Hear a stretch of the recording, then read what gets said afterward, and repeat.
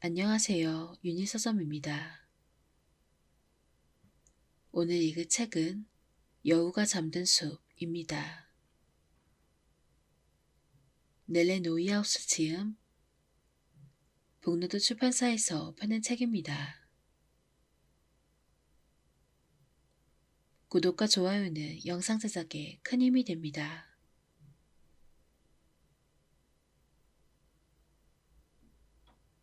프롤로그 1972년 8월 31일 하고 싶지 않은 일이다. 그러나 해야 한다.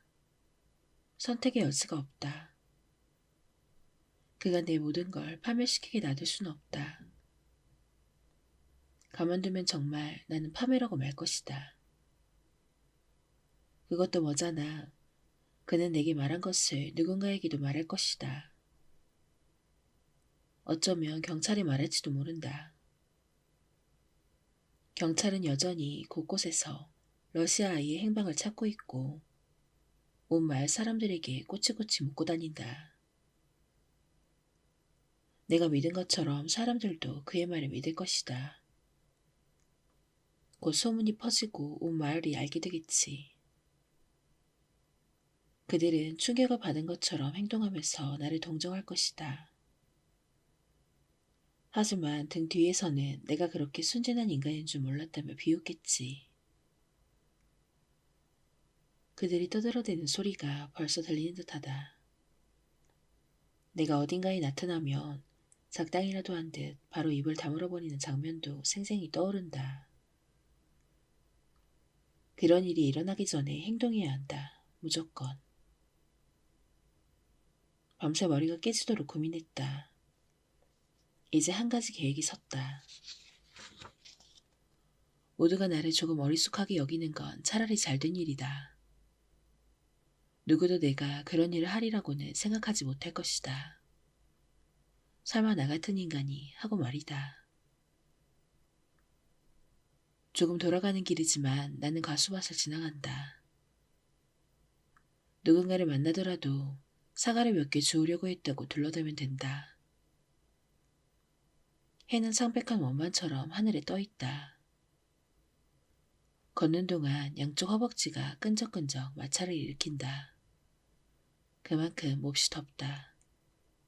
미세한 공기 흐름도 없다. 며칠 전부터 비 한 방울 내리지 않는다. 그러나 오늘은 뇌우가 쏟아질 것이다. 제비들이 아주 낮게 날고 있고 대기는 전기를 잔뜩 머금고 있으니까. 이윽고 숲에 이르렀다. 나무 그늘도 서늘함을 선사하지 못한다. 사위는 부자연스러울 만큼 고요하다. 숲이 숨을 멈춘 것 같다. 어쩌면 내가 하려는 짓을 예감하고 있는지도 모른다. 키 큰 가뭄비 나무들 사이에 그의 오두막이 있다. 그가 직접 지은 집이다. 물론 나도 자주 도와주었다. 그래서 이 집은 구석구석 잘 안다. 가끔은 다르게 지었으면 좋았을 거라는 생각이 들 정도로. 여기서 발길을 돌리고 싶은 마음이 굴뚝 같지만 그럴 순 없다. 해야 한다. 그렇지 않으면 내가 가족에게서 벗어날 기회는 영영 사라지고 만다. 지난 여름 우리가 함께 땅을 파서 올챙이들을 집어넣은 작은 연못의 수면이 검은 유리처럼 어른거린다. 오두막 문을 두드리는 순간 심장이 콩쾅거린다. 몇 초간 그가 집에 없기를 바라면서도 동시에 없으면 어쩌나 염려가 된다. 문이 열린다. 청바지만 입은 그가 나타난다. 상체는 벗었고 머리는 젖어 있다. 그의 시선이 내 얼굴을 훑고 입가에 의아해하는 미소가 피어오른다. 내가 올 거라고는 예상하지 못한 듯하다. 당연히 그랬을 것이다. 그저께 내가 한 말이 있으니. 와, 이게 어쩐 일이야? 그의 눈이 반짝거린다. 잠깐만 기다려. 옷 좀 입고. 이렇게 예의 바른 사람이다. 그럼에도 나는 그를 증오한다. 나를 여기에 내가 더는 원치 않는 이 삶에 묶어두려 하기 때문이다. 그가 티셔츠를 입는다. 들어올래? 그가 묻는다. 조금 불안해하면서. 물론 괜찮다면.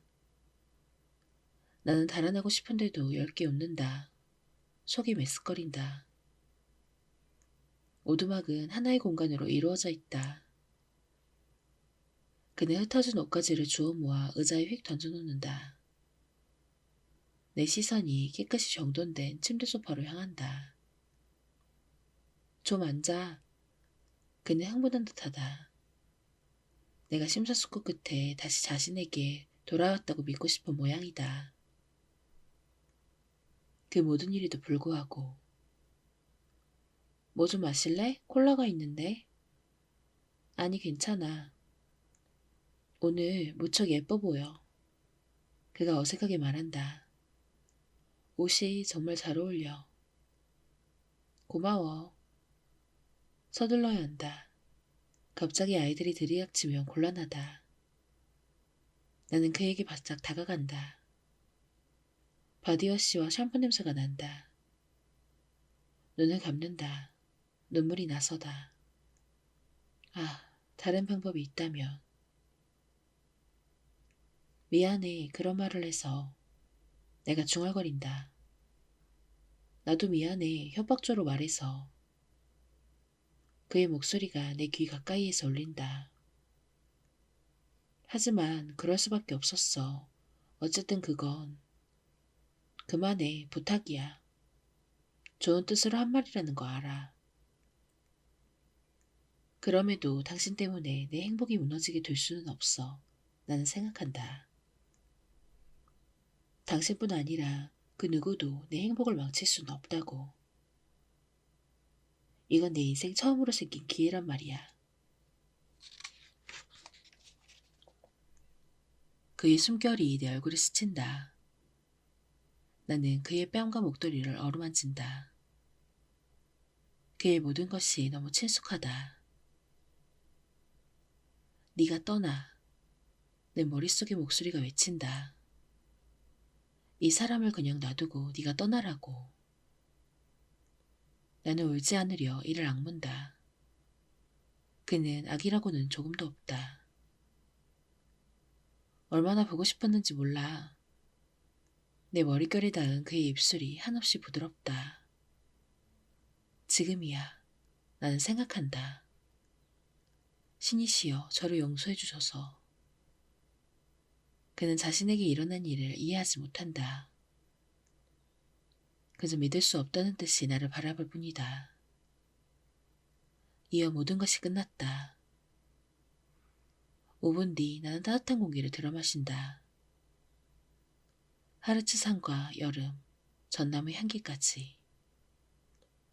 무릎이 푸딩처럼 허물거린다. 하고 싶지 않은 일이었다. 하지만 해야만 했다. 그가 나에게 선택의 여지를 주지 않았으니까.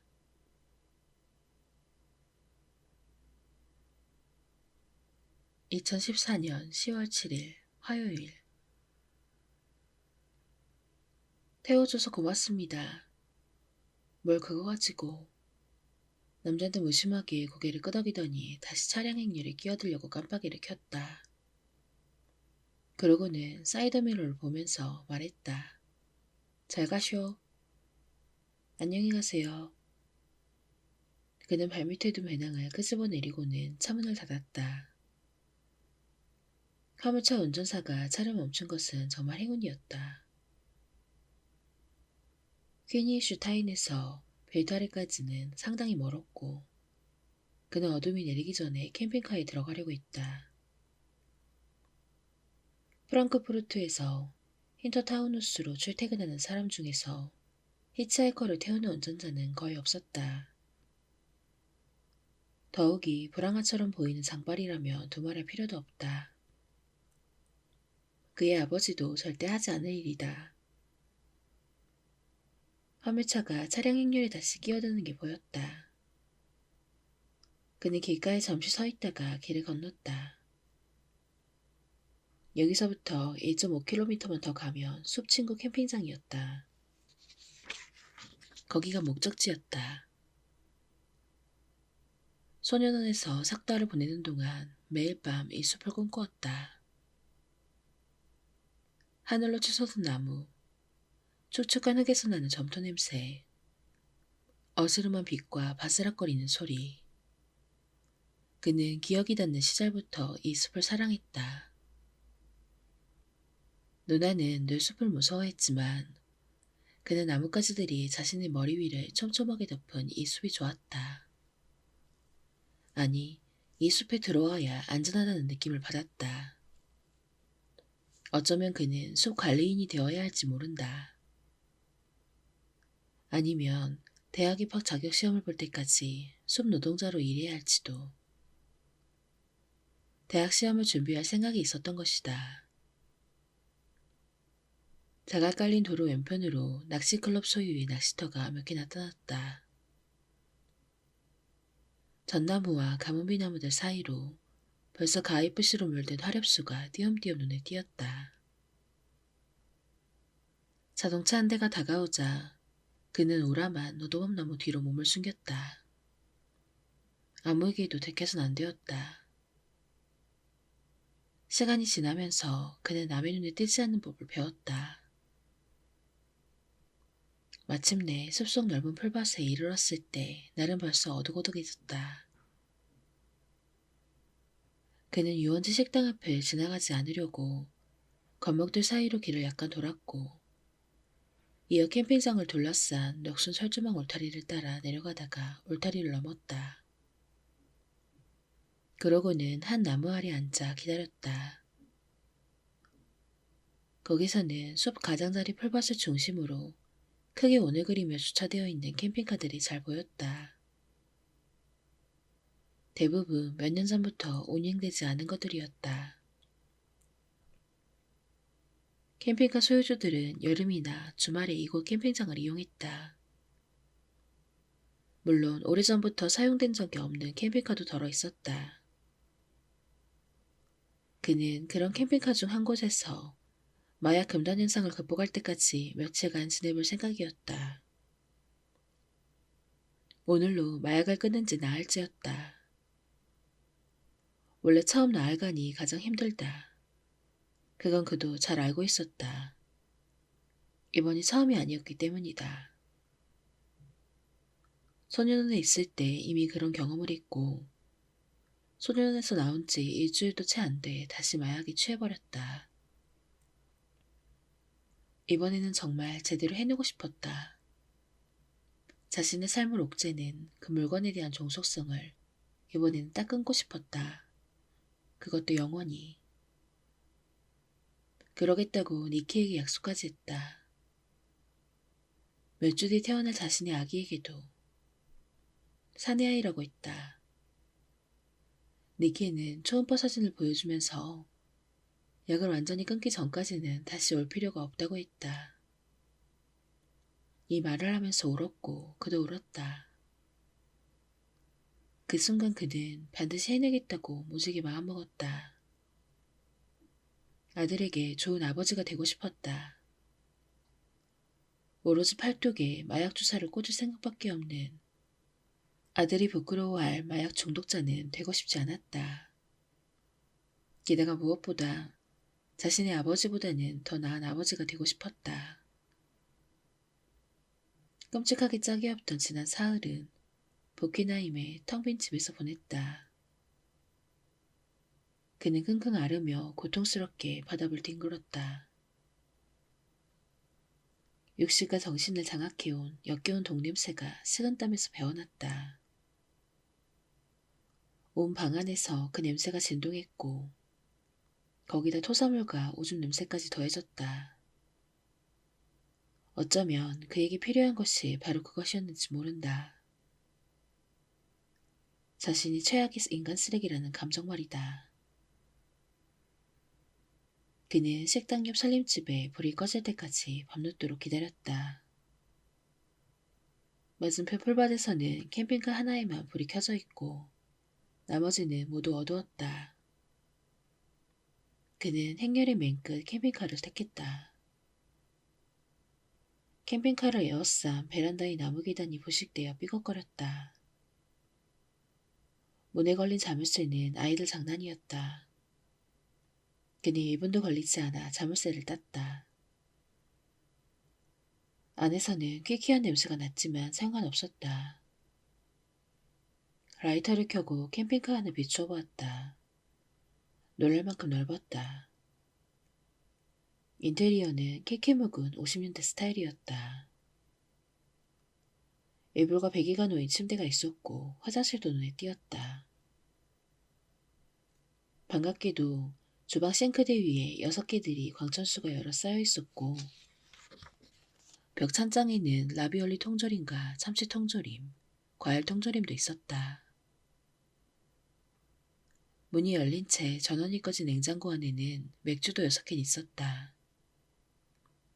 이 정도면 한동안 버틸 수 있을 것 같았다. 그는 코너형 벤치에 배낭을 던져놓고 신발을 벗은 뒤 침대에 쓰러졌다. 2, 3일만 지나면 니키에게 이제 마약을 완전히 끊었다고 말할 수 있을 것이다. 기다려 니케. 그가 중얼거렸다. 다 잘 될 거야. 몇 분 뒤 그는 깊은 잠에 빠져들었다. 2014년 10월 9일 목요일. 폭발은 낡은 목조 건물을 뒤흔들었다. 유리창이 덜커덕거렸고 동시에 현관에서 개들이 지저대기 시작했다. 펠리치타스 몰리는 깊은 잠에서 벌떡 깨어났다. 심장이 요동쳤다.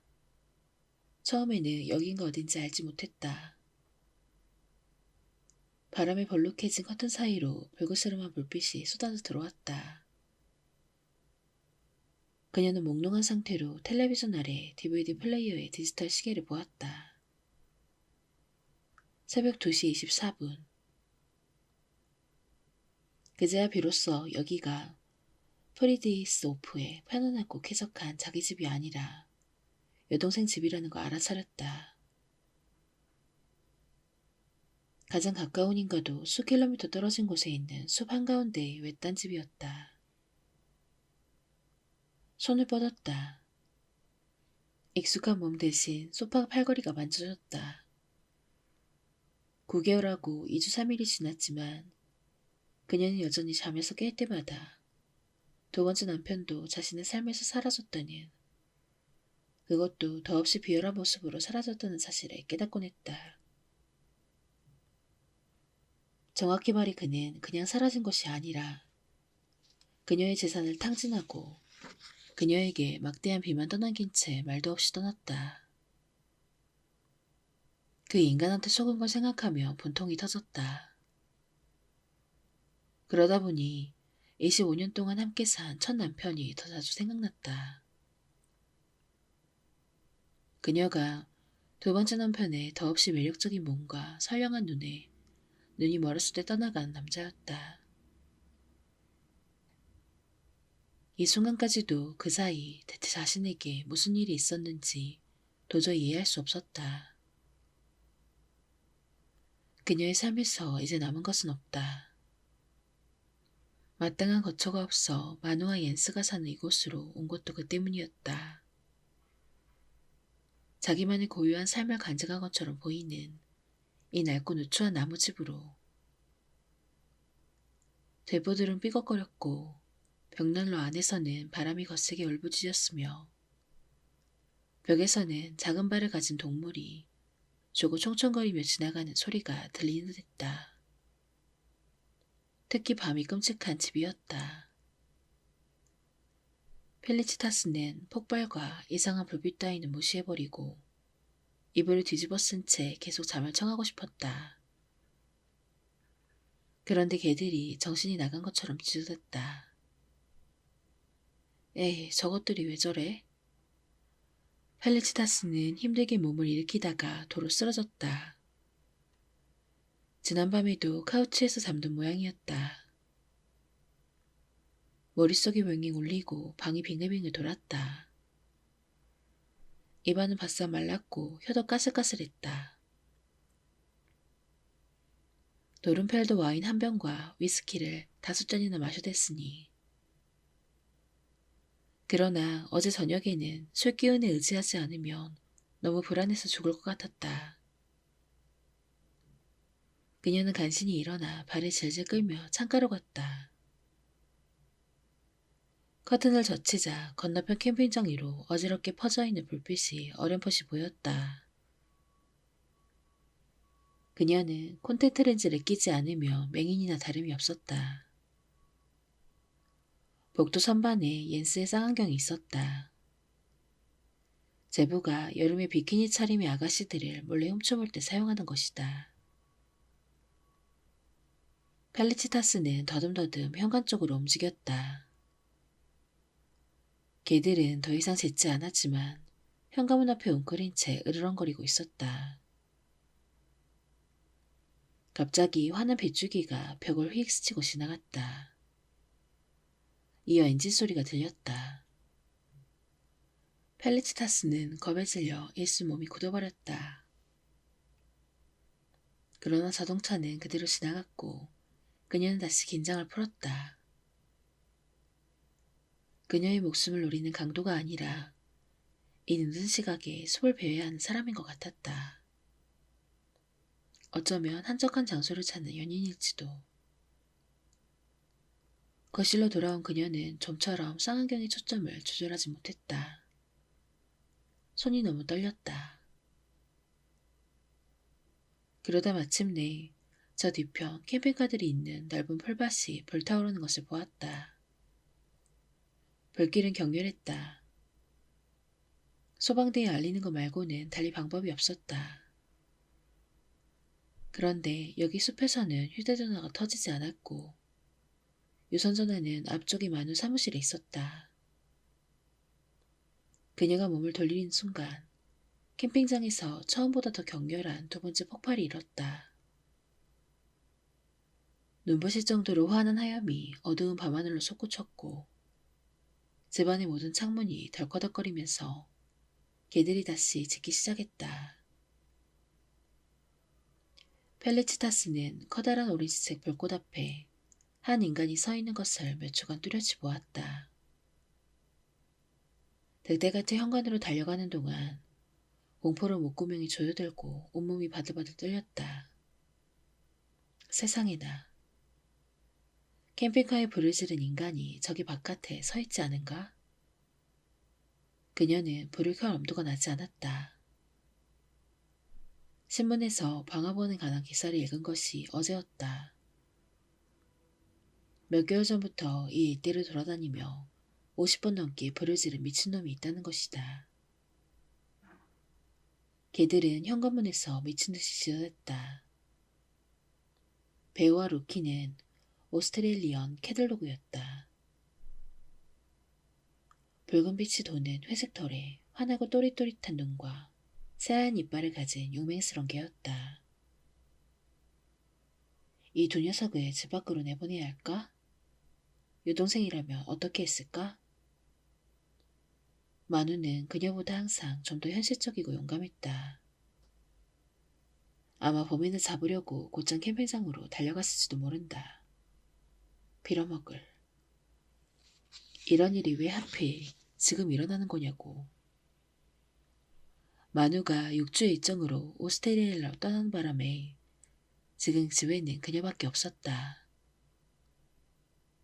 펠리치타스는 작은 사무실로 들어가는 문을 열고는 더듬더듬 책상으로 가서 전화기를 들었다. 그러고는 떨리는 손으로 112를 누르고 등 뒤로 문을 닫았다. 문을 닫지 않으면 개 짖는 소리 때문에 한마디도 알아들을 수 없을 듯했다. 그런데 눈길이 우연히 창문 쪽으로 향하는 순간 소스라치게 놀라며 심장이 몇 초간 뚝 멎어버렸다. 유리창 바로 앞에 한 남자가 서서 그녀를 보고 싱긋 웃고 있었다. 아빠, 아빠, 아빠, 어서 일어나. 또랑또랑한 목소리와 어깨를 흔들어대는 작지만 힘찬 손이 제적거리는 잠의 세계에 빠져있던 올리브 보덴슈타인 수사반장을 현실 세계로 내동댕이 쳤다. 그것도 너무 이른 현실 속으로. 몇 시인데 그래? 그는 이렇게 중얼거리며 천장 등의 환한 별빛에 눈을 꿈벅거렸다. 2시 5일분. 아직 시간을 잘 읽지 못하는 소피아가 띄엄띄엄 대답했다. 휴대전화가 2시 37분부터 계속 울렸어. 누가 발신자 제한으로 계속 전화해. 재채카드 말했다. 귀 바로 옆에서 불협화음의 전자 멜로디가 찢어질 듯이 울리는 순간 보덴슈타인은 화들짝 놀라 움찔했다. 내가 방금 가져왔어. 그러면 아빠가 일부러 일어설 필요가 없잖아. 잠이 완전히 달아난 얼굴에 7살 딸이 그에게 휴대전화를 건넸다. 이 시간에 발신자 표시 제한으로 전화할 사람은 현재 시차가 많이 나는 외국에 체류 중인 소피아의 엄마이거나 호프아인 경찰서의 당직 형사밖에 없었다. 오덴슈타인은 호자라고 생각했고 그 추측은 빗나가지 않았다. 당직 형사의 전원에 따르면 켄니 슈타인과 글라스위텐 사이의 숲 한가운데 캠핑장에서 불이 났는데 켄니 슈타인까지 들릴 만큼 강렬한 폭발이 있었다고 했다. 몇 개월 전부터 한 방화범이 이 일대를 숨가쁘게 몰아치고 있었는데 강력반이 인명피해 범죄 외에 마인타우누스 지역에서 발생하는 화재 사건까지 담당하고 있어서 그에게 연락한 것이다. 알았어. 바로 출발하지.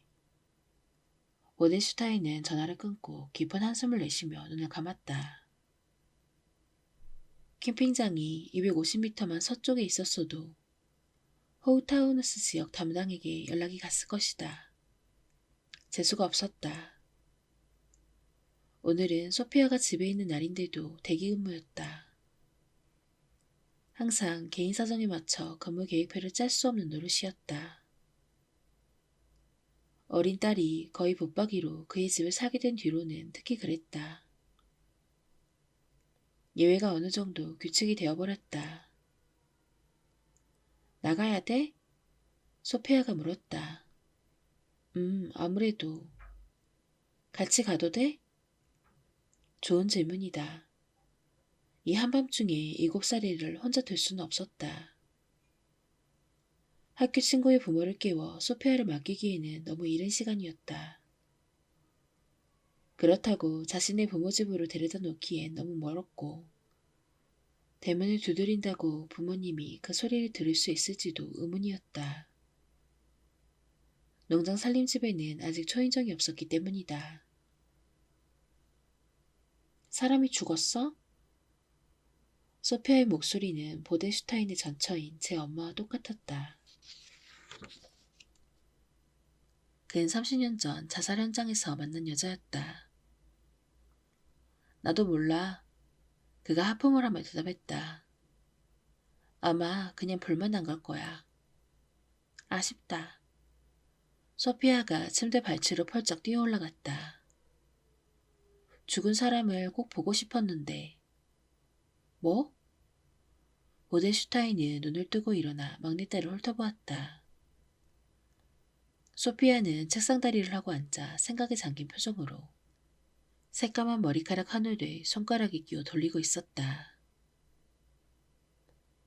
그레타 언니는 자기 할머니가 죽은 걸 봤대. 피하고 뇌하고 전부 다. 근데 나는 겨우 죽은 동물 몇 마리밖에 못 봤어. 완전 불공평해. 너는 시체를 보기엔 너무 어려. 오덴슈타인이 심드렁하게 말했다. 캐롤린의 딸 그레타는 2년 전 12월에 겪은 일로 깊은 충격을 받았는데 소피아에게 그 이야기를 한 게 분명했다. 그건 좋은 신호였다. 그전에는 할머니의 죽음에 대해 누구에게도 말을 하지 않았기 때문이다. 카롤린이는 당시 딸아이를 곧바로 기숙사에서 데려와 소아정신과 의사에게 치료를 받게 한 뒤 전남편과 둘이서 그레타와 되도록 많은 시간을 보내려고 애썼다. 이후 본인도 심각한 트라우마에 시달렸던 캐롤린은 그레타가 아빠 집에 있을 때에만 여행을 다녔다. 지금은 언제든 딸에게 달려갈 수 있기 위해 주로 집에서 할 수 있는 일을 하고 있었다. 보덴슈타인은 침대 밖으로 다리를 흔들어댔다. 너를 어떻게 하면 좋을까? 데려가줘.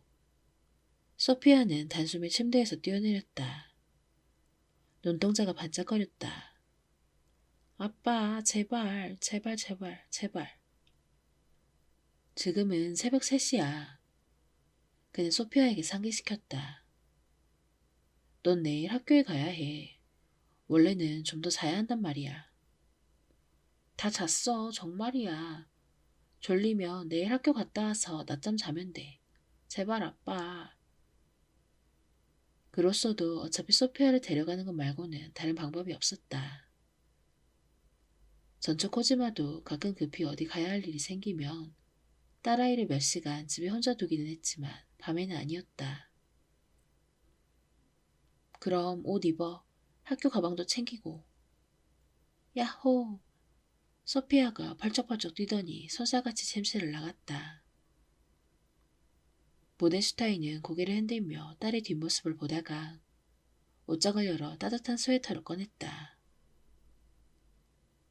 벨타르의 언덕 꼭대기에 위치한 숲친구 캠핑장은 그도 아는 곳이었다.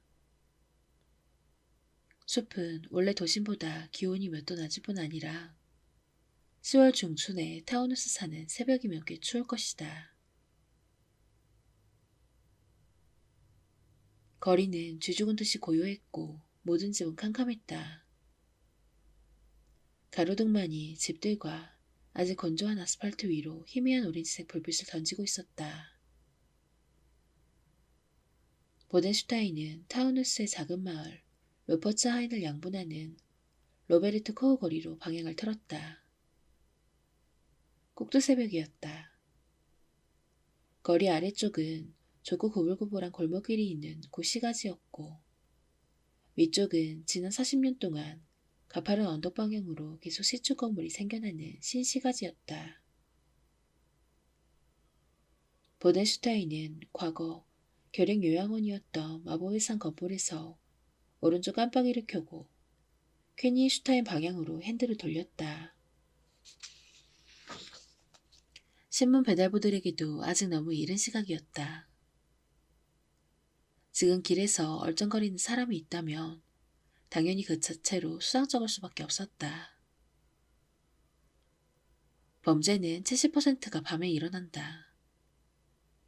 인간이 어둠을 두려워하는 데는 이유가 없지 않다. 소피아는 폭포수처럼 말을 쏟아냈고 오덴슈타인은 한쪽 귀로 흘려듣다가 어쩌다 건성으로 대꾸했다. 소피아는 전달 욕구가 엄청났다. 머릿속에 떠오르는 것을 여과 없이 말해버리는 버릇도 독특했다. 헤드라이트 불빛 속에 표지판 하나가 나타났다. 2007년부터 로드킬 65건. 소피아가 표지판을 읽었다.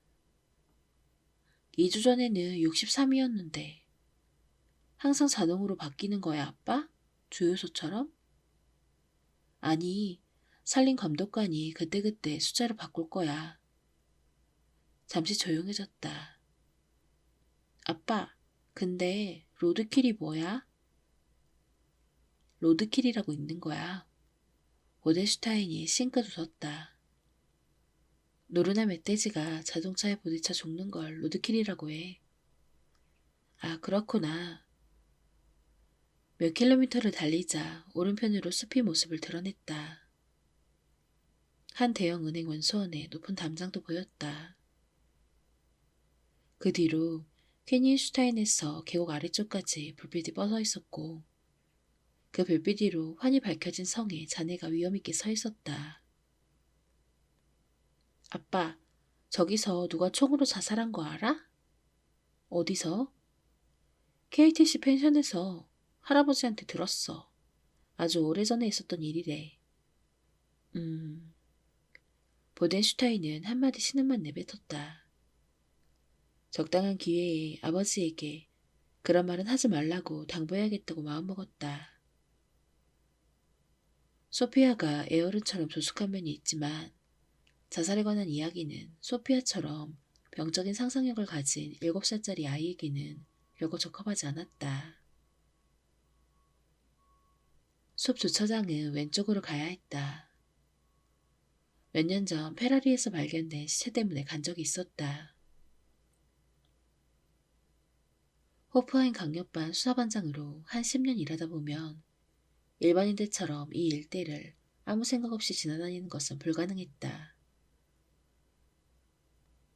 살인 현장에 대한 기억이 머릿속에서 새로운 기준점으로 작용했다. 그로서는 직업상 어쩔 수 없는 일이지만 소피아 같은 어린 아이에게까지 고양이 살인 현장을 가리키는 핀으로 가득한 지도로 인식되어서는 안 될 일이었다. 그는 커브길을 지나 좁은 길로 접어드는 순간 이번에는 또 무슨 일이 기다리고 있을지 생각했다. 범죄 현장으로 갈 때마다 슬금슬금 스며드는 약간 메스꺼리는 감정과 함께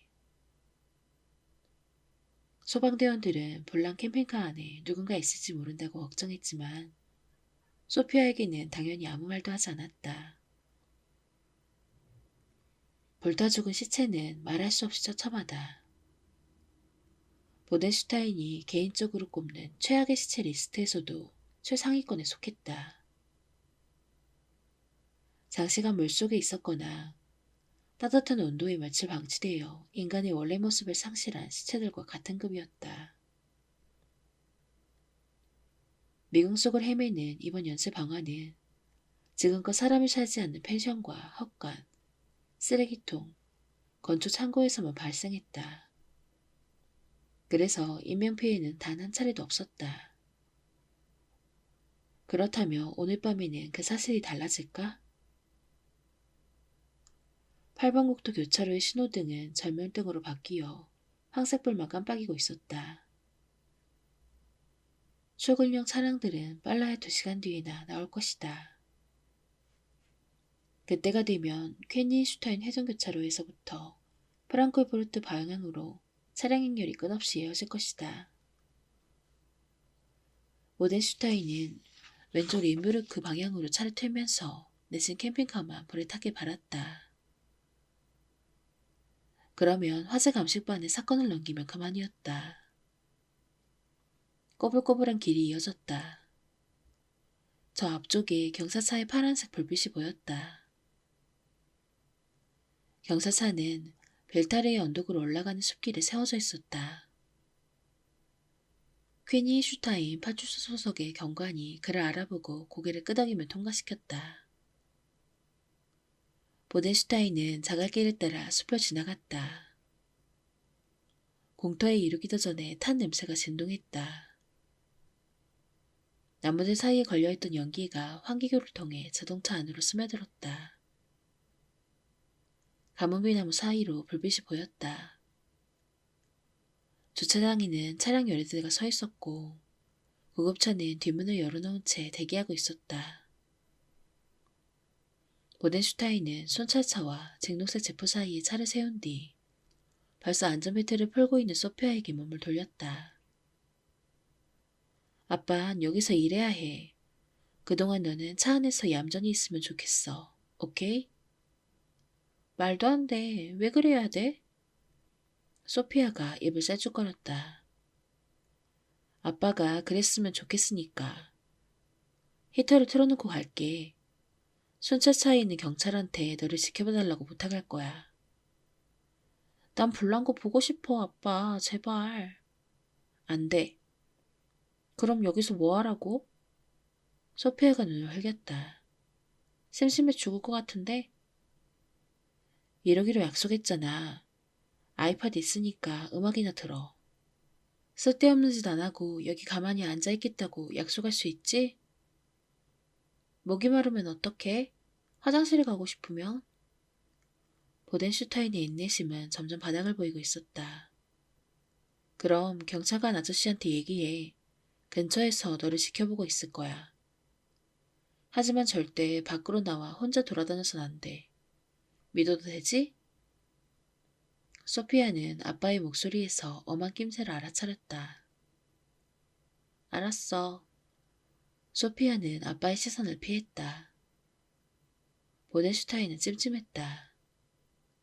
소피아가 정말 차 안에 있을 가능성은 5%도 되지 않았다. 소피아는 규칙을 지키지 않은 애였다. 아이 엄마가 자기 편하자고 매사를 그냥 딸아이 마음대로 하게 내맡겼기 때문이다. 그래서 보덴슈타인은 소피아와 함께 지낼 때면 늘 입시미름을 해야 했다. 식탁 예절이나 취침 문제, 아이팟 사용 시간이나 텔레비전 시청 문제 할 것 없이 매번 말다툼이 일었고 그러다 눈물과 감정 폭발로 끝날 때도 드물지 않았다.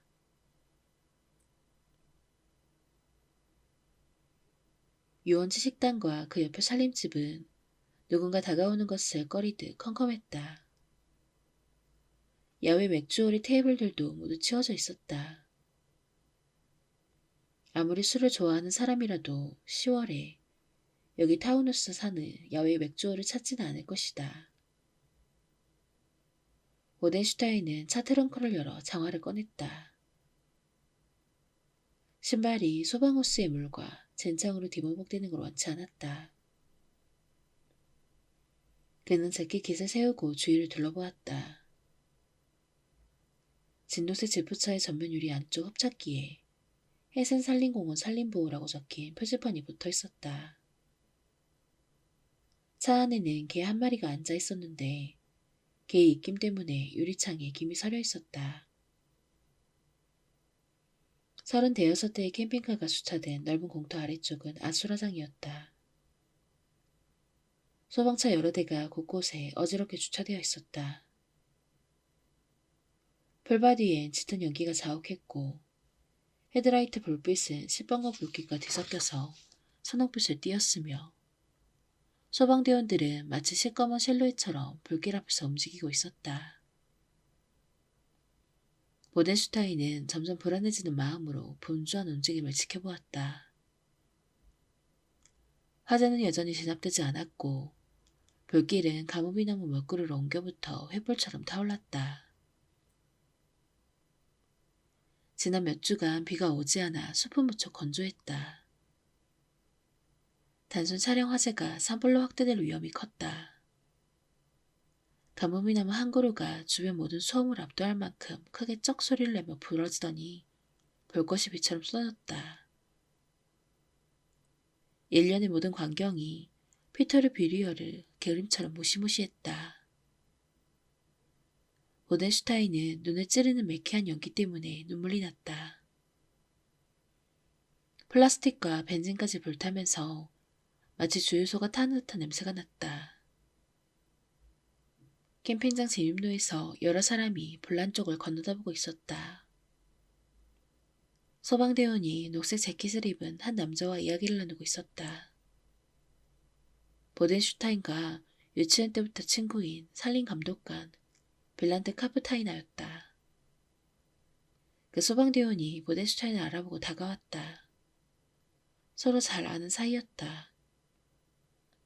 지금처럼 별로 유쾌하지 않은 사건 때문에 현장에서 계속 마주쳤던 것이다. 안녕하세요.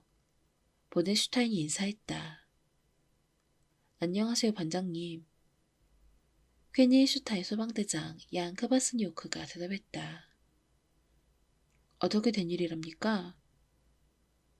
캠핑카 한 대와 근처에 주차된 자동차 한 대가 불에 탔습니다. 크바스니오크가 설명했다.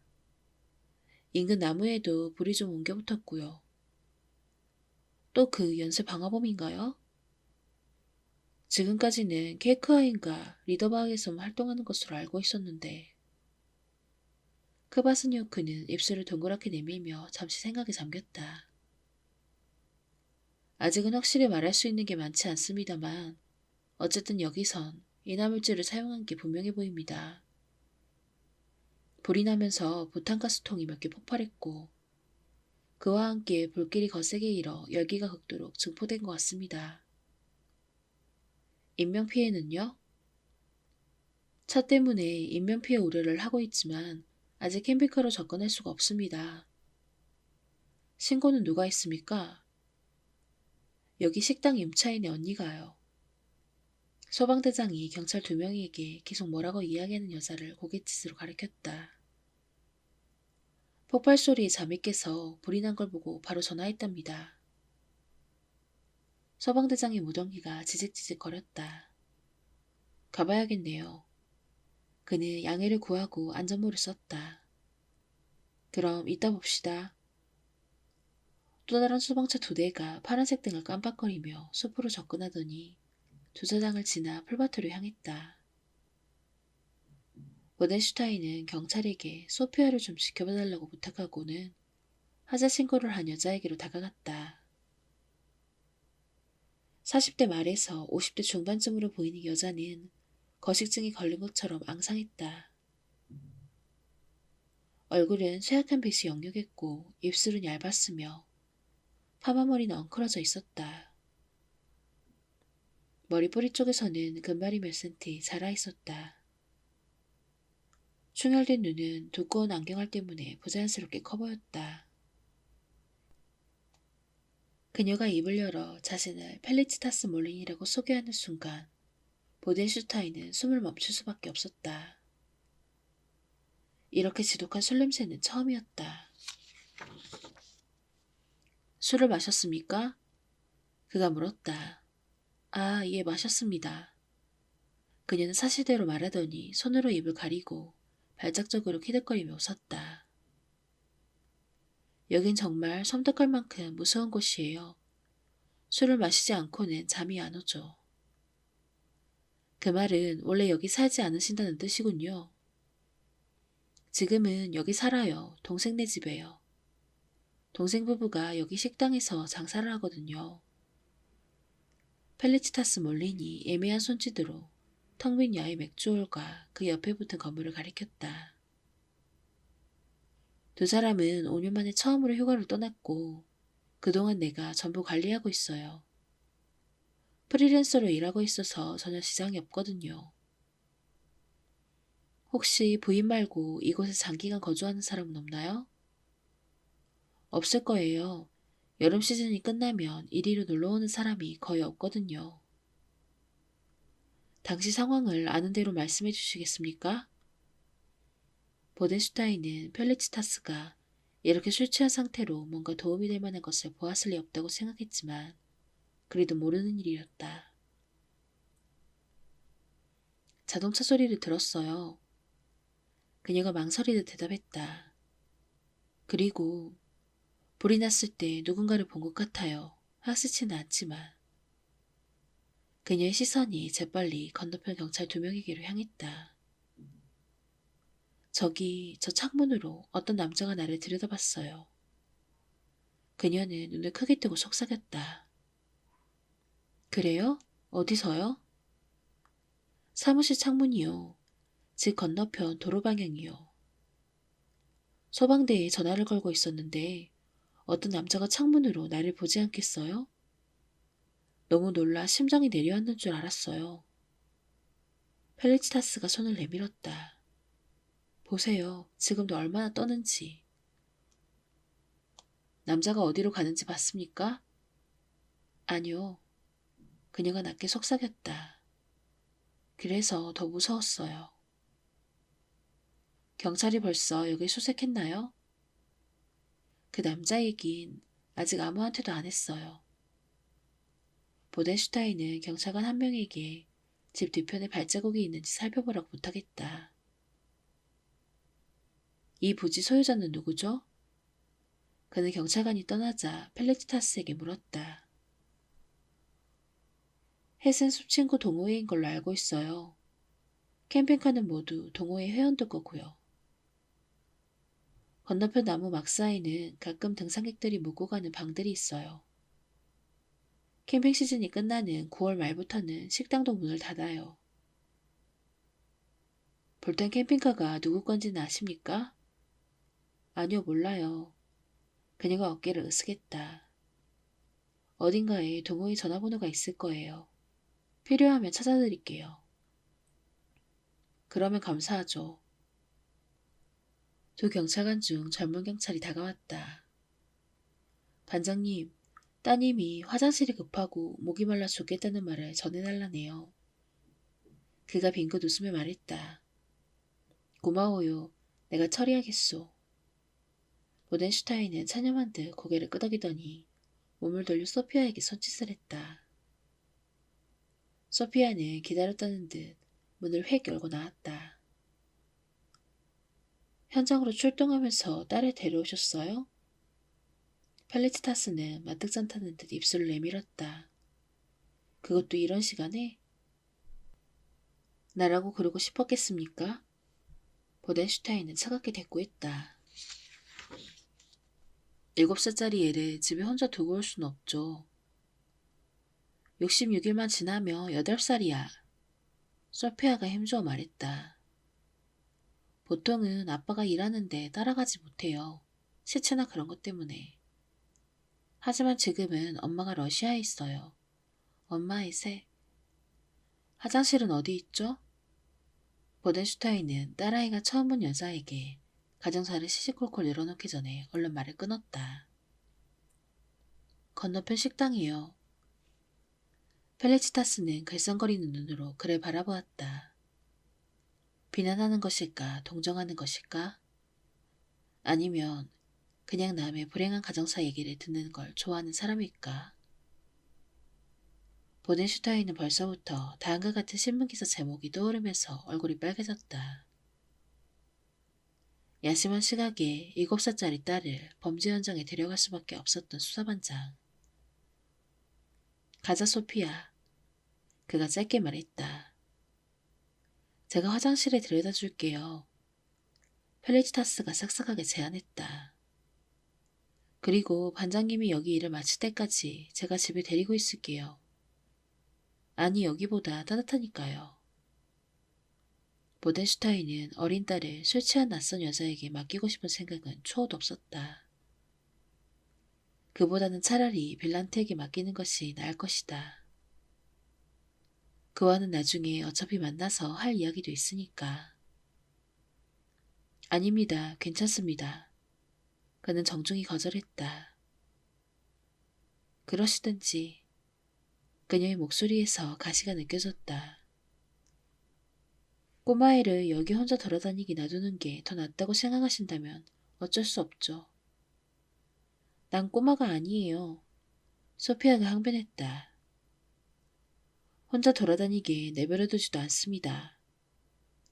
보덴슈타인의 목소리는 의도했던 것보다 더 날카롭게 나왔다. 알았어요. 펠리치타스는 조롱하듯 코웃음을 치더니 5리터 점퍼 주머니에서 열쇠꾸러미를 꺼내 돌아섰다. 그는 소피아의 손을 잡고 그녀를 뒤따라 야외 맥주홀 테라스를 지나 화장실로 향했다. 음식점 지붕에 외부 조명 등 불빛이 켜졌다. 보덴슈타인은 여자 화장실 스위치를 켜고 밖에서 기다렸다. 정말 원치 않는 일이지만 이제는 싫으나 좋으나 코진마와 이야기할 수밖에 없을 것 같았다. 자기 원할 땐 언제든 소피아를 휙 던져놓다시피 그에게 맡기고 갈 수는 없는 노릇이었다.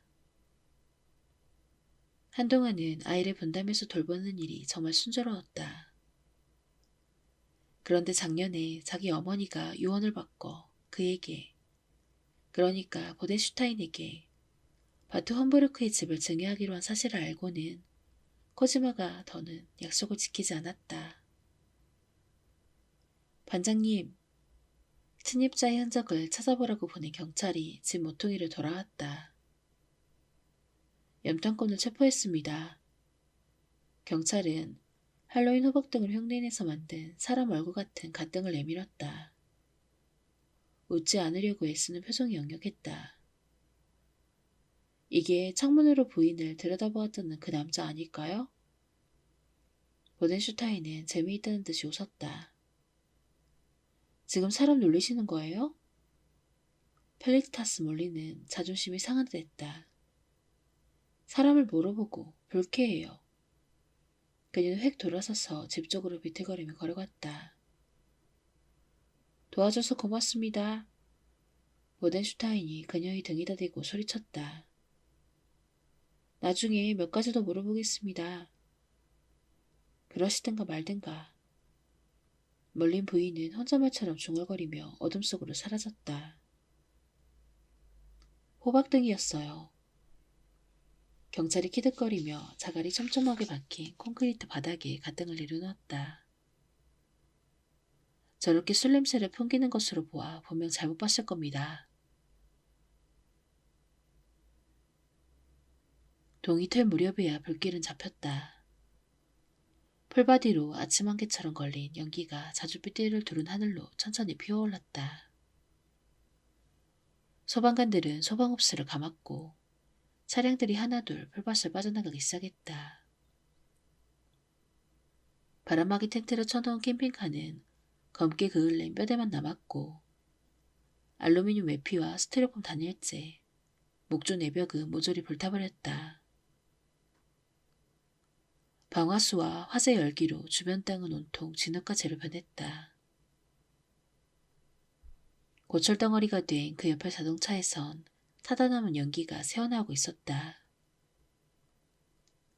제조사와 자동차 모델은 알아볼 수 없었고 번호판도 뜨거운 불에 녹아버렸다. 다행히 불이 숲으로 번지는 것은 소방대가 막았다. 산림 감독관으로서는 안도의 한숨을 내쉴 일이었다. 다만 반원 형태로 정렬된 캠핑카들 주변에 가무비나무 5그루만 화마에 희생되었다. 아침 6시 직전에 소방관들이 캠핑카의 잔해를 마지막으로 점검하면서 잔불을 정리하기 시작했다. 보덴슈타인은 몇 미터 떨어진 곳에서 재킷 주머니에 손을 넣고 말없이 그들을 지켜보았다. 부엌과 거실, 차고와 캠핑카는 정말 위험한 화재 발생 공간이다. 인화물질인 벤진과 가스통을 부주의하게 다루는 일이 많았기 때문이다. 대부분의 경우 인명피해가 발생하지 않았다. 하지만 이번에는 그렇지 않을 거라는 직감이 들면서 보덴슈타인은 내신 강력반 반장으로서 보내게 될 마지막 2달 반 동안 인명피해를 동반한 방화사건으로 고생하는 일이 없기만을 간절히 빌었다. 연말쯤 1년간 휴직을 할 생각이었다. 이 안식년 결정은 자신의 상관인 니콜라 앵엘 과장에게 그 뜻을 밝히기 전까지 오랫동안 심사숙고한 일이었다. 그에게 형사라는 직업은 단순한 돈벌이 이상의 의미가 있었다. 그는 뼛속들이 철저한 경찰이자 형사였다. 경찰 조직 내에서 출세할 마음도 전혀 없었다. 그런데 지난 몇 년 사이 변화가 찾아왔다. 예전에는 문제없이 거리를 두었던 일들이 갑자기 마음속 깊숙이 들어오더니 더는 떨칠 수 없었다. 퇴근한 뒤에도 사건을 지워버리지 못할 때가 많았다. 사건들이 그를 압박했다. 그는 정의를 믿고 규칙과 가치를 믿었기 때문에 경찰이 되었다. 선과 악도 믿었다. 그런데 그 믿음이 사라지면서 예전에 그를 가득 채우고 동요하던 사냥 욕구도 사라졌다. 사람들에게 속고 바보 취급당하는 것에 샘물이 났다. 뭔가를 숨기고 있는 것이 분명한 누군가와 마주 앉은 채 보낸 지루하고 지친 시간들은 그의 수명을 갉아먹었다. 그러다 마침내 용의자를 체포할 수 있는 단서와 명백한 증거를 찾아내면 영악한 변호사가 등장해 종신형이 15년형으로 감형되거나 정신병원행이 결정되었다. 이런 유리한 판결과 함께 범인은 언젠가 다시 거리를 자유롭게 활보하지만 정작 피해자는 더 이상 이 세상 사람이 아니다. 법원과 감정인, 검사는 2차 피해자들, 그러니까 트라우마를 겪는 가족들에게 점점 관심을 갖지 않는 듯 했다. 이것은 보덴슈타인이 생각하는 정의가 아니었다. 2년 전 카롤린의 알브레이트와 인연을 맺게 해준 그 사건이 그에게 결정타를 날렸다. 당시 경찰은 한 사이코패스의 범행을 제때 막지 못했다. 치열한 추적 끝에 놈의 계략을 알아냈지만 결국 쓰라린 승리에 그치고 말았다. 그 사이 너무 많은 사람이 목숨을 잃었던 것이다. 이 사건에 만족스럽지 못한 결과와 엄청난 무력감으로 인해 그전까지 막연하게만 가져온 경찰직에 대한 거북함이 그의 삶을 근본적으로 탈바꿈시켜야 한다는 인식으로 바뀌었다. 그가 안식년을 가지려는 또 다른 이유는 카롤린이었다. 그는 그녀를 위해 더 많은 시간을 내고 싶었다. 그에게 소중한 사람이기 때문이다. 그런데 조심스럽게 발전한 두 사람의 관계가 몇 달 전부터 더는 진전이 없었다. 그는 그 이유를 찾아내야 했다. 니콜라 앵겔 과장은 당연히 그의 안식년 요청을 탐탁지 않게 여겼고 그에 대한 최종 결정을 상급기관인 비스바덴 수사국으로 넘겼다. 그래서 보덴슈타인은 몇 주 전 신입 국장과 단독 면담을 가졌다. 프랑크푸르트에서 형사로 근무할 때부터 잘 아는 사이였다. 신임 국장은 수사국의 다른 상사들과는 달리 행정직만 거친 것이 아니라 오랫동안 현장에서 잔뼈가 굵은 사람이었다. 특히 프랑크푸르트 특별기동대에 근무하면서 세상을 떠들썩하게 한 살인사건과 납치사건들을 명령한 지휘했다. 국장은 안식년을 갖고 싶어하는 보덴슈타인의 뜻을 이해하고 인정했다. 앵겔 과장은 어깨를 으쓱하며 마지못해 그 결과를 받아들였지만 보덴슈타인이 휴가에서 돌아올 때는 자동으로 다시 강력반 반장을 맡게 될 수는 없을 것이라고 못 박았다. 그는 그 말에 신경 쓰지 않았다. 수뇌부에서는 그의 후임에 대한 최종 결정을 아직 내리지 못하고 있었지만 그는 자신의 동료인 피아 산더가 강력반을 맡게 될 거라고 확신했다. 반장직을 맡을 능력이 충분하다는 걸 이미 수차례 증명한 사람이기 때문이다. 반장님, 소방대원의 갑작스러운 목소리에 보덴슈타인은 상념에서 벗어났다. 시체 한 구를 발견했습니다. 직접 가서 보시죠. 신라 같은 희망이 사라졌다. 보덴슈타인이 염려한 일이기도 했다. 캠핑카 바로 옆에 세워진 자동차 주인이 여기서 묵었을 가능성이 높았으니까. 그는 크바스니오크 소방대장을 따라 질퍽한 잿더미를 지나가면서 장화 바닥이 따뜻해지는 것을 느꼈다. 세월이 지나면서 수많은 시체를 보았다. 그게 그의 일임에도 여전히 시체를 보는 건 익숙해지지 않았다. 이번에도 소름이 끼쳤다. 새까맣게 탄 이 덩어리도 몇 시간 전까지는 숨쉬고 느끼는 인간이었을 것이다. 소방대의 입장에선 이번 불이 방화라는 건 명확하나였다. 남은 문제는 피해자가 불이 나기 전에 죽었는지 아니면 화재로 죽었는지 밝히는 것이었다. 보덴슈타인은 휴대전화를 꺼내 처음엔 당직 형사에게, 다음엔 피아에게 상황을 설명했다. 해닝한테 미리 전화하는 게 좋겠어요.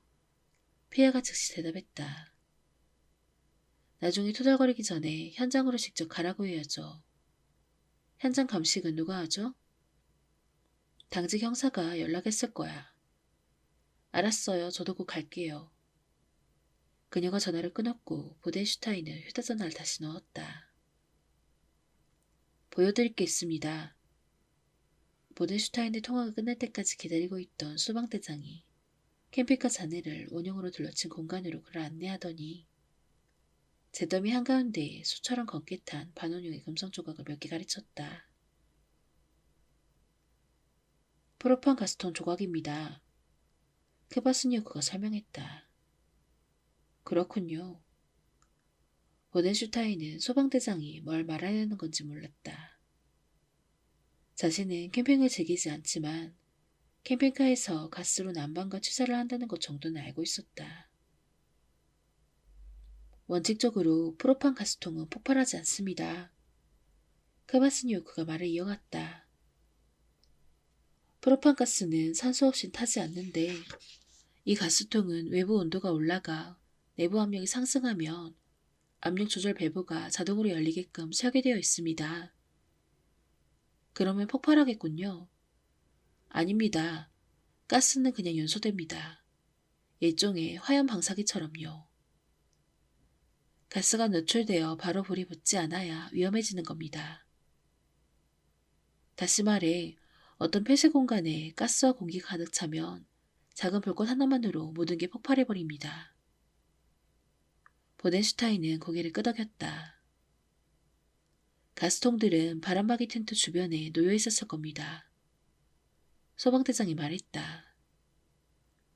추측일 뿐이지만 누군가 가스통의 압력 밸브를 열어 닫혀있던 바람막이 텐트 안으로 가스를 흘려보낸 것 같습니다. 그는 불타온 캠핑카의 전방 쪽으로 또박또박 걸어가더니 서서히 밝아오는 여명 속에서 또렷이 알아볼 수 있는 풀 속에 걷게 탄 흔적을 가리켰다. 그런 다음 벤진을 뿌려 일종의 도화선으로 삼은 거죠. 크바스니오크는 그 흔적을 따라 걸었고 오덴슈타인은 그 뒤를 따랐다. 멀컹멀컹한 바닥이 장화 밑에서 질척거렸다. 길이는 30m쯤 되겠군요. 그 다음 벤진에 성냥불을 붙였을 테고 잠시 후 꽝 하고 폭발했겠죠. 일리가 있군요. 보덴슈타인은 면도하지 않은 턱을 쓰다듬으면서 생각에 잠겼다. 오늘 화재는 사전에 치밀하게 계획한 방화범의 소행입니다. 크바스니오크가 주장했다. 켈크하임의 그 연쇄 방화범은 아니라고 생각합니다. 고맙습니다, 크바스니오크 씨. 화재 수사를 담당하는 제 동료들이 나중에 다시 대장님께 연락을 드릴 겁니다. 알겠습니다. 저희 대원 몇이 여기 남아 화재 현장을 통제할 겁니다. 나중에 시신 수습할 때 도움이 필요하면 말씀하십시오. 크바스니오크는 집게손가락을 관자놀이에 올려 격리하더니 대원들 쪽으로 건너갔다. 보덴슈타인은 주위를 돌아보았다. 풀밭 위에는 육중한 소방차에 짓눌린 바퀴 흔적이 흉터처럼 남아있었다. 시신이 발견됨으로써 이제 살인 현장으로 돌변한 화재 현장은 방화수와 화염으로 인해 현장 감식반 요원들에게는 악몽이나 다름없었다. 크레거의 감식 반원들과 형사 10반 소속의 화재 전문가인 베이트는 잔뜩 인상을 쓰겠지만 어쩔 수 없는 일이었다. 보덴슈타인은 자신의 차가 있는 곳으로 가면서 지금까지 알아낸 내용을 정리해보았다. 몰린 부인의 이야기는 어쩐지 시간 순서가 맞지 않았다. 맨 처음 폭발 소리에 잠이 깼다고 했다. 그 다음 지나가는 자동차 소리를 들었고 그 다음 두 번째 폭발이 일어났을 때 화염 앞에서 사람 형체를 보았다고 했다. 그럴 리가 없었다. 간밤에 방어범 외에 누군가 또 있었다면 모를까. 6시쯤 장엄한 아침 노을과 함께 하루의 시작을 알린 태양이 1시간도 채 지나지 않아 두터운 회색 구름층 뒤로 사라지더니 하루 종일 나올 기미를 보이지 않았다. 피아산도 형사가 숲친구 캠핑장에 도착해 차에서 내렸을 때는 비마저 부슬부슬 내렸다. 타우누스 산도 이 정도 높이 올라오면 잎이 넓은 하류수는 없고 모두 침이었을 뿐이었다. 공터 주변에 빽빽하게 에워싼 키 큰 가무비나무와 전나무, 소나무가 회색 어둠 속에서 뚫을 수 없는 어두운 벽을 만들어내고 있었다. 식당과 그 옆에 풍화된 목조 건물도 을씨년스럽기는 마찬가지였다. 피아는 주위를 둘러보았다. 워덴슈타인의 차는 순찰자와 산림 감독관의 녹색 지프사 사이에 세워져 있었다. 주변 일대에는 개미 새끼 한 마리 보이지 않았다. 불길이 잡힌 지는 벌써 꽤 됐지만 연기 냄새는 여전히 강했다. 빨간색과 하얀색이 섞인 테이프로 널찍하게 쳐놓은 투립 청제구역 안에 불탄 캠핑카 근처에는 소방차 한 대만 덩그러니 서 있었다. 이상하네. 모두 어디 간 거야? 피아노 뒷좌석에서 오리터 조끼를 꺼내 입었다. 그런 다음 휴대전화에서 통화 목록을 불러내 보넨슈타인의 번호를 눌렀지만 연결이 되지 않았다. 통화 불능이었다. 피아는 상사의 자동차와 순찰차 안을 들여다보았다. 이봐요, 거기서 뭐해요? 갑작스런 목소리에 피아는 깜짝 놀라 몸을 돌렸다. 쇠약한 얼굴과 헝클어진 파마머리에 깡마른 여자가 수상쩍은 눈길로 그녀를 바라보고 있었다. 두꺼운 안경알 때문에 마치 털 뽑힌 올빼미 같은 여자였다. 산더 형사라고 합니다. 피아는 신분증을 꺼냈다. 당신이 누구시죠? 여기서 뭘 하시는 거예요? 여기 살아요. 뭐 문제 있어요? 여자는 목소리를 깔아 약간 도정적으로 대꾸했다. 그러더니 피아의 신분증을 확 낚아채 마치 미국 공항의 입국심사 직원처럼 꼼꼼히 검사했다. 내 동생이 여기 캠핑장에서 식당을 해요. 오늘 새벽에 소방대에 신고한 것도 나예요. 여자는 예전엔 흰색이었을 누리끼끼한 털 목깃이 달린 낡은 청재기 주머니에서 쪽지를 꺼냈다. 어떤 형사님이 나한테 전화번호를 하나 찾아달라고 부탁했어요. 그녀가 피아에게 쪽지를 내밀었다. 여기 그 번호가 있어요. 고맙습니다. 여자에게서는 술 냄새, 마늘 냄새, 점령 냄새가 진동했지만 피아는 인상 하나 찡그리지 않았다. 혹시 우리 반장님이 어디 계신지 아십니까? 여기선 통화가 안 되네요. 아, 그 사람이 반장님이었군요. 그럼 행운을 빌어야겠네요. 올빼미 여자가 멸시하듯이 입술을 삐죽거리며 웃었다. 딸애를 잃어버린 것 같으니까요. 밤늦은 시각에 어린 여자아이를 이런 데로 데려와서 아무데나 돌아다니게 하는 건 정말 미친 짓 아닌가요? 피아는 보통 낯선 사람을 대할 때 가지려고 애쓰는 편견 없는 친절이 순식간에 혐오감으로 바뀌는 것을 느꼈다. 내가 그 애를 돌봐주겠다고 했는데도 그 양반이 싫대요. 올빼미 여자는 어깨를 으쓱했다. 차라리 애를 자동차에 혼자 내버려두겠다는 거예요. 그것도 이런 추위에. 그게 말이 돼요? 피아는 자기 상사에 대해 아무 생각 없이 떠들어대는 이 여자가 몹시 불쾌해졌다.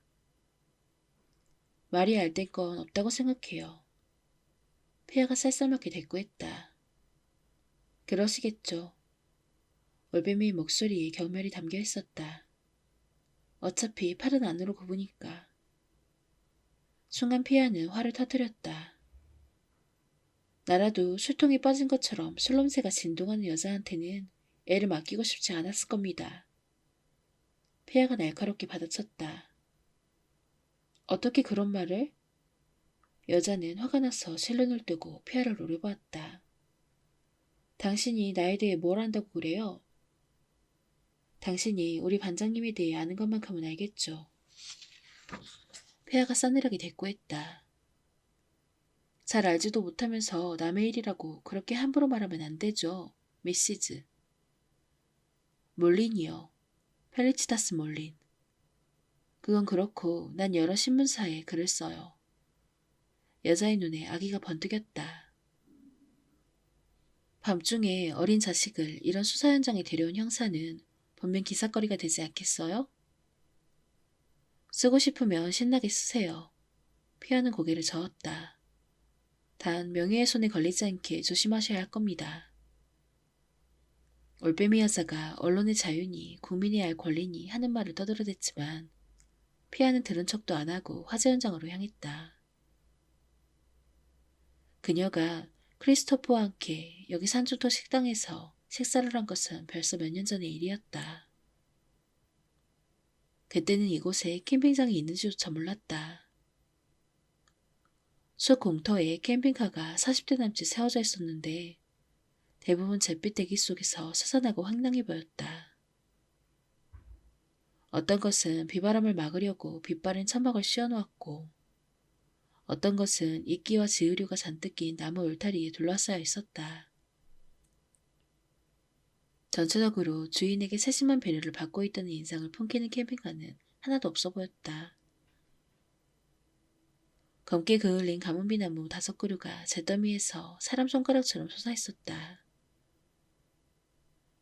피아가 그곳을 지나 불탄 캠핑카에 이르렀을 때 숲 가장자리에서 사람 목소리가 들렸다.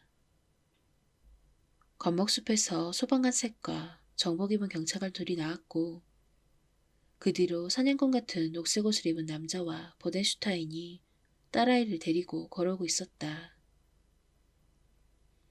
소피아는 소리를 지르며 항변했지만 보덴슈타인은 무표정한 얼굴로 무시했다. 피아는 상관의 막내딸을 알고 난 뒤로 정말 그가 안 됐다고 생각한 적이 한두 번이 아니었다. 아이가 완전히 천방지축이었던 것이다. 저한테 전화하시지 그랬어요. 그녀가 짧은 인사 끝에 말했다. 그럼 제가 대신 출동했을 텐데. 염치가 있지 또 어떻게 부탁해. 최근에는 벌써 한두 번도 아니고. 오덴슈타인이 소피아에게 몸을 돌렸다.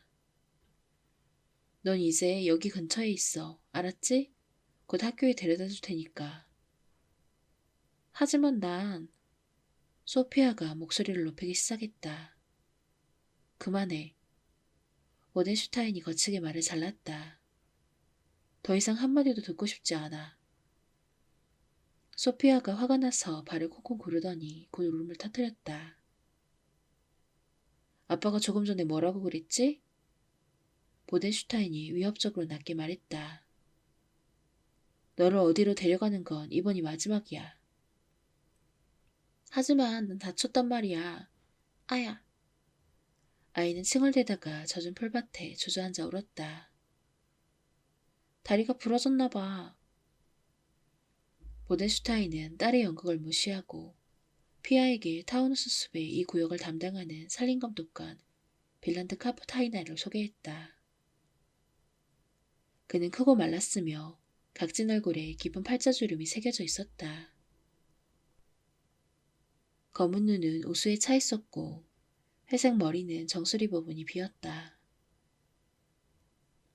몰린 부인이라고 여기서 식당을 운영하는 임차인의 언니 말에 따르면 불이 나고 자동차 한 대가 지나가는 소리를 들었고 그 뒤 한 사람을 보았다더군. 보덴슈타인이 사건을 간략하게 정리했다. 숲 쪽으로 가는 핏자국을 발견했어. 범인의 피가 아니면 제3자의 피겠지. 그럼 수색견을 보내라고 요청해야겠네요. 피아는 올빼미 여자와 있었던 일은 언급하지 않았다. 범인이 아직 근처에 있거나 단서가 될 만한 흔적을 남겼을지도 모르니까요. 차량 2대가 덜컹거리며 풀밭을 지나 다가왔다. 현장 감식반이 탄 파란색 폭스바겐 버스와 화재 수사팀 차량이었다. 그들은 약 50m 떨어진 곳에 차를 세웠다. 보덴슈타인은 시계를 보았다. 소피아를 학교에 데려다 줘야겠어. 그가 이마살을 찌푸렸다. 수사가 막 진척되는 상황에서 자리를 뜨는 것이 영 내키지 않았던 것 같았다.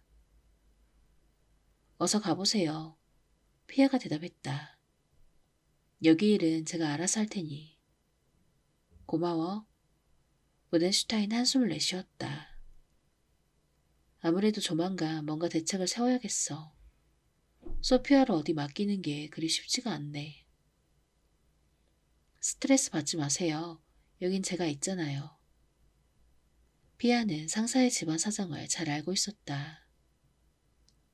그의 전처가 툭하면 핑계를 대고 막내딸을 돌보지 않는 것도 알았고 다른 자식들도 보덴슈타인 혼자 거의 다 키웠다는 사실도 알고 있었다.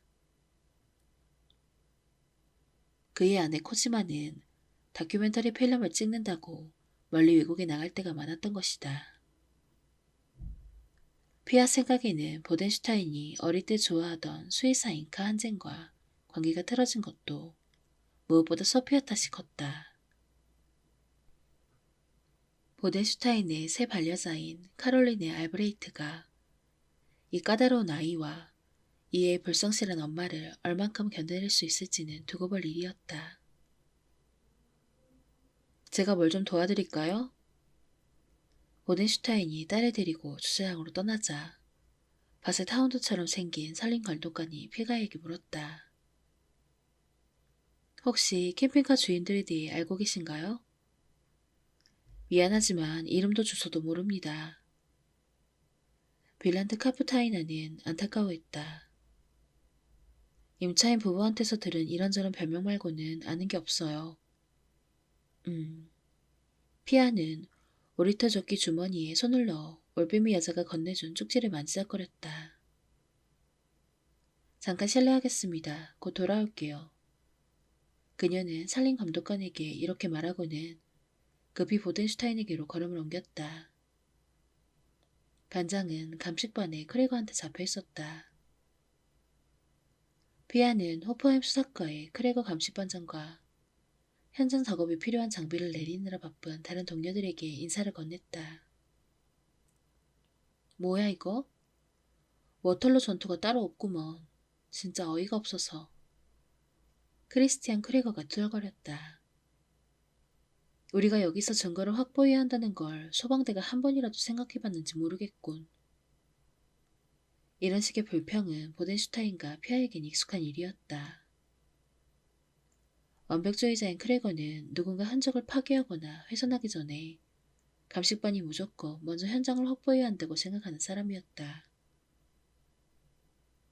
더 안 좋은 소식이 있어. 보덴슈타인이 무덤덤하게 말했다. 시신 상태 때문에 헤닝 키리우프로 오라고 했거든. 그럼 진짜 운이 좋은 날이네요. 크레거가 말했다. 최소한 이번에는 내가 먼저 도착했으니까. 해닝과 당신 두 사람은 정말 유치해. 피아는 전 남편과 간식반장의 괴상한 경쟁관계에 혀를 내둘렀다. 내가 현재 11대 3으로 앞서고 있어요. 크레거가 승리에 찬 얼굴로 희죽거렸다. 넘사벽이지. 해닝 박사도 아마 뚜껑이 열렸을걸요? 크레거와 피아의 전 남편 해닝 키리오프는 오래된 앙숙 관계인데 시신이 발견된 현장에서 사소한 문제로 다툴 때면 아주 볼썽사나운 광경을 연출했다. 두 사람의 다툼은 가히 역대급이었지만 그런 적대감이 일의 지장을 초래하진 않았기에 모두가 둘의 언쟁을 무심코 참아냈다. 참 반장님, 올빼미 여자가 이거 전해달래요. 피아가 보덴슈타인에게 쪽지를 건넸다. 반장님이 부탁했던 전화번호래요. 고마워. 보덴슈타인이 쪽지를 보았다. 캠핑장 운영자의 번호일 거야. 내가 차에서 전화해볼게. 불이 난 캠핑카의 주인이 누구인지 알아내면 좋겠군. 그는 시위하듯이 다리를 절뚝거리는 소피의 손을 잡고 자리를 떴다. 피아는 크레거 옆에 계속 서 있었다. 여기서는 휴대전화가 터졌기 때문이다. 그녀는 당직 형사에게 전화해서 방어범이거나 목격자일 수 있는 남자를 찾기 위해 수사경과 인력을 요청했다. 그런 다음 담당 검사에게 사건 내용을 보고했다. 그 사이 또 다른 차들이 도착했다. 경찰차 2대와 헤닝 키리오프 박사의 은색 메르세데스 외건, 강력반 업무용 차량인 오펠 한 대였다. 오펠 차에서는 크레거의 부하 직원 3명과 강력반의 신청 1명이 내렸다. 그 밖에 청초년세 로고가 눈에 띄는 한 민영 방송사의 흰색 스마트 차량도 나타났다. 쳇, 박사가 벌써 도착했군. 크레거는 못마땅한 듯 투덜거리고는 금속 트렁크를 들고 자기들 쪽으로 다가오는 해닝을 보면서 전신 작업복 모자를 덮었었다. 방송국에서도 나왔어. 피아가 보충했다. 일단 이 일대의 투립 통제부터 해야겠어.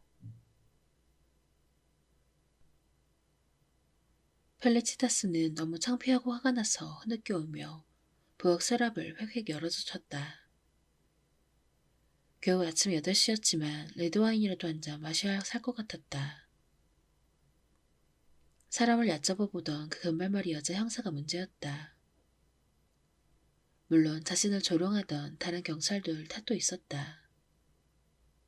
그들이 희죽거리는 것을 두 눈으로 똑똑히 보았으니 말이다. 호박 가등을 갖고 그렇게 호들갑을 떨었으니 얼마나 민망하던지. 수사반장이라는 남자는 자신을 어떻게 생각했을까? 상당히 호감이 가는 남자였다. 까칠한 수염에 관자놀이가 휘끗휘끗한 것이 영화배우 리암 니슨 스타일이었다.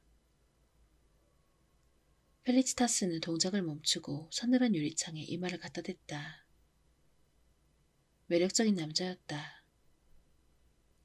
크고 날렵한 몸에 어깨는 넓었으며 비밀스런 아우라가 가득했다. 듣기 좋은 바리톤 음색과 햇센 사투리가 섞이지 않는 말끔한 발음도 근사했다. 다만 천방지축으로 날뛰는 딸아이가 있는 게 흠이라면 흠이었다.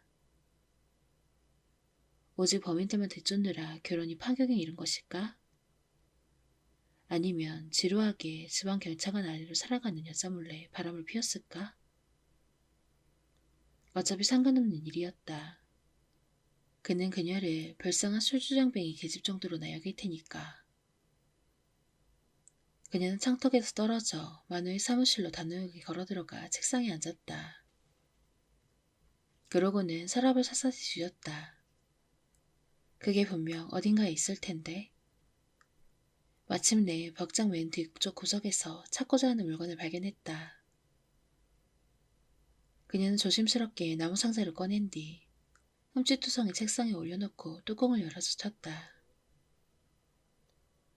얼마 전 마누엘라가 지나가는 말로 숲속에 살게 된 뒤로 옌스가 권총을 장만했다고 이야기한 적이 있었다. 제보한테 총기 허가증이 있을까? 상관없었다. 펠리치타스는 조심스럽게 상자에서 권총을 꺼냈다. 광택 없는 검정색 쇠붙이였다. 총을 들어본 지 벌써 수년이 지났다. 취재차 찾아간 한 사격장에서였다. 그녀는 신중하게 권총의 무게를 가늠해 보았다. 총알은 장전돼 있었다. 역시 옌스는 생긴 대로 경솔했다. 어쨌든 총이 있다고 생각하니 한결 안심이 되는 듯했다. 그녀의 시선은 개들에게로 향했다. 그녀가 움직일 때마다 졸졸 따라다니는 녀석들이었다. 너네만 믿을 수는 없잖아. 그녀는 중얼거리며 권총을 청바지 뒷춤에 찔러 넣었다. 짖는 것밖에 할 줄 모르면서. 창문으로 풀밭 일부가 내다보였다. 빨간색과 흰색이 섞인 출입금지 테이프와 많은 사람들이 눈에 들어왔다.